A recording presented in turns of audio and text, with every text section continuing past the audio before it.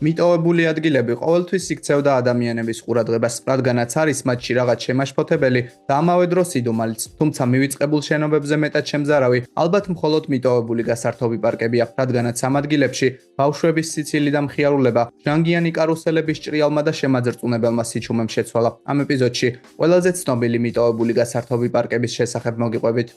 იაპონიაში მდებარეობს პარკი, რომლის ვიზუალიც გამოცდილ სტალკერებსაც კი ხშირად აშინებს. ეს ნარა დრიმლენდია. პარკი 1961 წელს გაიხსნა და ის 45 წელი ფუნქციონირებდა, თუმცა დროთა განმავლობაში ვიზიტორთა რაოდენობა შემცირდა, ხოლო ხარჯები გაიზარდა. სწორედ ამიტომ 2006 წლის 31 აგვისტოს პარკი სამუდამოდ დაიხურა. იმ დღეს პარკის თანამშრომლებმა და ვიზიტორებმა იქაურობა უბრალოდ დატოვეს. ამის შემდეგ კი ისინი პარკის ტერიტორიაზე აღარასდროს გამოჩენილან. ნარა დრიმლენდში სეირნობისას შესაძლოა ისეთი შთაბეჭდილება შეგექმნათ, რომ თითქოს ის ახალი დაკეტილია, რადგანაც ატრაქციონთა უმეტესობა ჯერ კიდევ თავის ადგილას დგას. შენობების შიგნით თქვენ სათამაშო აპარატებსა და სხვა მოწყობილობებსაც ნახავთ, მაგრამ ბუნება საკუთარ სამფლობელოს ნელ-ნელა იბრუნებს. პავილიონებში ხეები იზრდება, ხოლო კარუსელები ხავსით იფარება. პარკის დახურვის კიდევ ერთ მიზეზად მისი ზომა სახელდება, რადგანაც იაპონიაში მიწა წარმოუდგენლად ძვირია. დღეს პარკის ტერიტორიაზე შესვლა ყველასთვის აკრძალულია. ნარა დრიმლენდს გარს მაღალი ღობე აკრავს, რომელიც ეკლიანი მავთულხლართებითაა დაფარული. გარდა ამისა,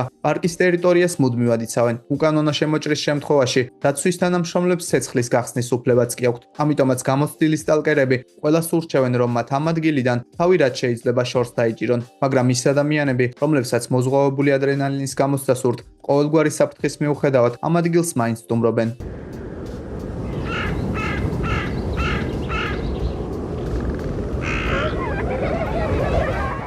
1966 წელს ფლორიდაში უოლტ დისნეის სამყაროს პირველი აკვაპარკი რივერ კანტრი გაიხსნა.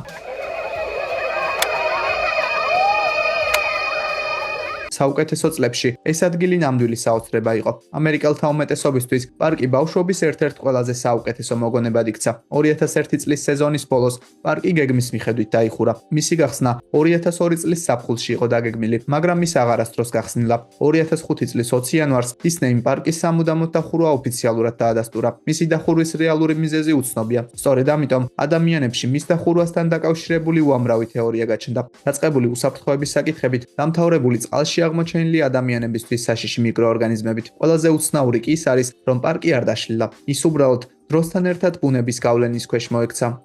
თუ ზომბილენდი ნანახი გაქვთ, მაშინ ალბათ დამეთანხმებით, რომ ეს გასართობი პარკი ამ ფილმის საუკეთესო დეკორაცია იქნებოდა. ახალ ორლიანში მდებარე ეს გასართობი პარკი 2000 წელს გაიხსნა და თავდაპირველად ის საკმაოდ წარმატებული იყო, მაგრამ ყველაფერი 2005 წელს შეიცვალა. იმ წელს ამერიკის ისტორიაში ერთ-ერთი ყველაზე დამანგრეველი სტიქიური მოვლენა, ქარიშხალი კატრინა, ახალ ორლიანს თავს დაატყდა. პარკი ერთ თვეში თითქმის მთლიანად დაიტბორა. შენობებისა და ატრაქციონების დაახლოებით 80% მარილიანი წყლის გამო მნიშვნელოვნად დაზიანდა. მათი რესტავრაცია კი ძვირი ჩდებოდა. ერთადერთი ატრაქციონი, რომელიც ნაწილობრივ გადარჩა ბეტმენის გზა იყო. მისი მაღალი პლატფორმა წყლის ზემოთ დარჩა. დღეისათვის ეს ადგილი პოსტაპოკალიფსური ლანდშაფტია. გართობის ნაცვლად ადამიანებს აქ მხოლოდ განადგურებული კარუსელები, მიტოვებული შენობები და სრული სიჩუმე ხვდებათ. სოფლიოში ერთ-ერთი ყველაზე ცნობილი მიტოვებული გასართობი პარკი უკრაინის ქალაქ პრიპიატში მდებარეობს. ქალაქი 1986 წელს ჩერნობილის ატომურ ელექტროსადგურზე მომხდარი ავარიის შემდეგ მიატოვეს. ქალაქის ტერიტორიაზე მდებარეობს გასართობი პარკი, რომელიც ეშმაკის ბორბლის, კარუსელებისა და მანქანებისგან შედგება. თუმცა ადამიანებში ყველაზე მეტ ყურადღებას სწორედ ეშმაკის ბორბალი იპყრობს. საინტერესოა, რომ ეს ატრაქციონი არასდროს გახსნილა. მისი გახსნა 1986 წლის 1 მაისს იყო დაგეგმილი, თუმცა 5 დღით ადრე ჩერნობილის კატასტროფა მოხდა. დღეს პარკის ტერიტორიაზე არსებული რადიაციის დონე დასაშვებ ნორმას ბევრად აღემატება. დროსთან ერთად ის ხეებითა და ბუჩქებით დაიფარა. 2017 წელს პოლონელმა ტურისტებმა ბორბალი მექანიკურად აამუშავეს, მაგრამ სხვადასხვა კუთხიდან გადაღებულმა კადრებმა საშინელი ეფექტი შექმნა, რადგანაც ეს მკვდარ ქალაქში ერთადერთი ცოცხალი ატრაქციონი იყო. პეკინიდან 32 კილომეტრის მოშორებით სიმინდის ყანის შუაგულში გასართობი პარკის ნანგრევები დგას. ეს პარკი აზიაში უდიდესი გასართობი პარკი უნდა ყოფილიყო, მაგრამ ამოცნებას ახდენა არ ეწერა. პარკის მშენებლობა 1998 წელს დეველოპერებს, ხელისუფლებასა და ადგილობრივ ფერმერებს შორის წარმოქმნილი კონფლიქტის გამო შეჩერდა. ყველაფრის მიზეზი კი ფული გახდა. 2008 წელს პროექტის განმეორებითი დაწყების მცდელობა მალევე ჩაიშალა. მას შემდეგ ეს ადგილი მოჩვენებების პარკად იქცა.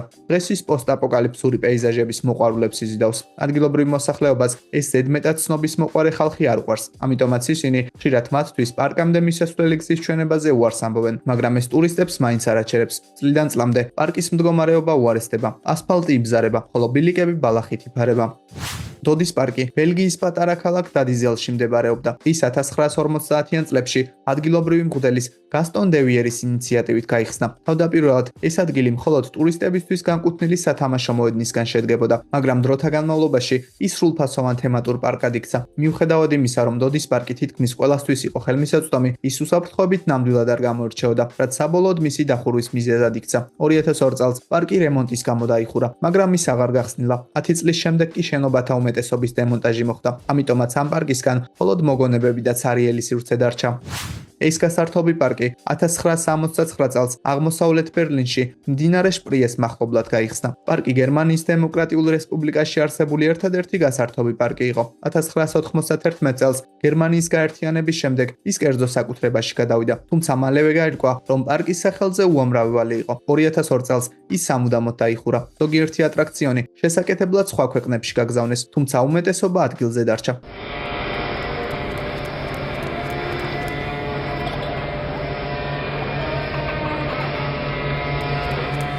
დროთა განმავლობაში ეს ადგილი ჟანგიან ლაბირინთად იქცა. კარუსელები დაჟანგდა, რკინიგზა ბუჩქებით დაიფარა, ხოლო ატრაქციონები ნაწილობრივ ჩამოინგრა. ამ პარკის ისტორია ბევრი მიტოვებული გასართობი პარკის ისტორიას ჰგავს.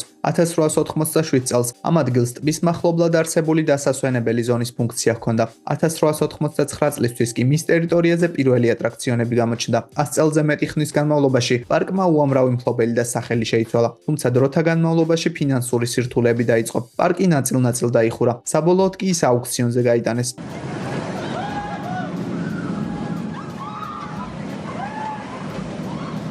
აქაური სიხარული არასასიამოვნო სიჩუმემ დიდი ხნის წინ შეცვალა. ოდესღაც ჯოილენდი კანზასის ერთ-ერთი უდიდესი გასართობი პარკი იყო, მაგრამ დღეისათვის ეს რთული წარმოსადგენია.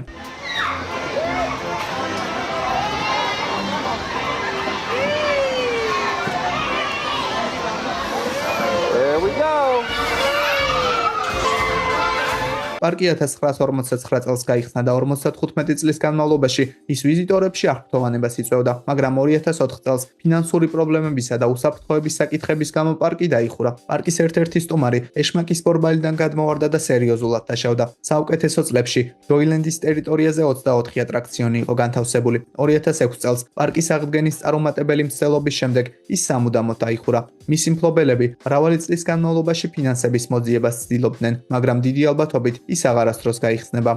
1999 წლის მიწისძვრამდე ენქორ გარდენი რეგიონში ყველაზე პოპულარული თემატური პარკი იყო. საბავშვო მოედნისა და ღია ცის ქვეშ არსებული კინოთეატრის გარდა ამ ადგილს განსაკუთრებულ ღირებულებას მოცეკვავე ფანტანებიც ანიჭებდა. იმ დროისთვის აქ მართლაც შამბეჭდავი ატრაქციონები იყო განთავსებული, მაგრამ მიწისძვრამ პარკის მრავალი ობიექტი გაანადგურა. მალევე ტაივანში ტურიზმის ბუმი დაიწყო, რამაც გასართობი პარკების რაოდენობა მკვეთრად გაზარდა. საბოლოოდ ფინანსური სირთულეების გამო პარკი დაიხურა. ზოგიერთი მედია საშუალება ამ ადგილს მსოფლიოში ყველაზე საშინელ მიტოვებულ ადგილად მიიჩნევს.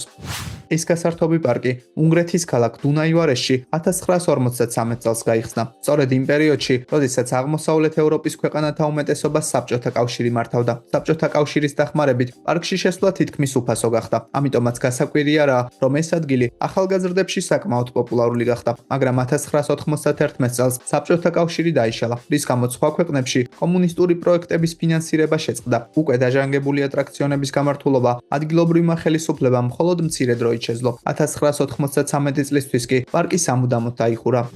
არკანზასში მდებარე ეს ადგილი ოდესღაც მსოფლიოში ყველაზე დიდი დინოზავრების პარკი იყო. აქ ტირანოზავრებისა და პტეროდაქტილების გარდა ადამიანებს უზარმაზარი 13 მეტრის სიმაღლის კინგ კონგის ნახვაც შეეძლოთ. ადგილობრივ კაფეში საფირმო კინგ კონგ ბურგერიც კი ჰქონდათ, რაც კიდევ უფრო მეტ დამსვენებელს იზიდავდა. მიუხედავად ამისა, 2005 წელს პარკის 50 წლიანი ისტორია დასრულდა, თუმცა პრეისტორიულ არსებათა უმეტესობას პარკის ტერიტორიაზე დღესაც შეხვდებით. 1955 წელს მერილენდის შტატში თემატური პარკი გაიხსნა. ამ ადგილის ჯადოსნური ატმოსფერო ყოველთვის განსაკუთრებული იყო. პარკის ტერიტორიაზე მუდმივად ისმოდა საბავშვო სიმღერები, ხოლო სხვადასხვა ზღაპრების პერსონაჟებს ყოველ ნაბიჯზე ნახავდით. მოგვიანებით პარკში ატრაქციონებიც გამოჩნდა. დისნეილენდთან კონკურენციის მიუხედავად, ამ ადგილს ყოველდღიურად უამრავი ადამიანი სტუმრობდა, ასე რომ 90-იანი წლების ბოლომდე ყველაფერი იდეალურად მიდიოდა, მაგრამ მოგვიანებით ობიექტის მფლობელი შეიცვალა, რის გამოც პრობლემები დაიწყო. ახალ მფლობელს ტერიტორიის ნახევრის სავაჭრო ცენტრად გადაკეთება სურდა. ამ გეგმის წარუმატებელი განხორციელების შემდეგ პარკი სამუდამოდ დაიხურა.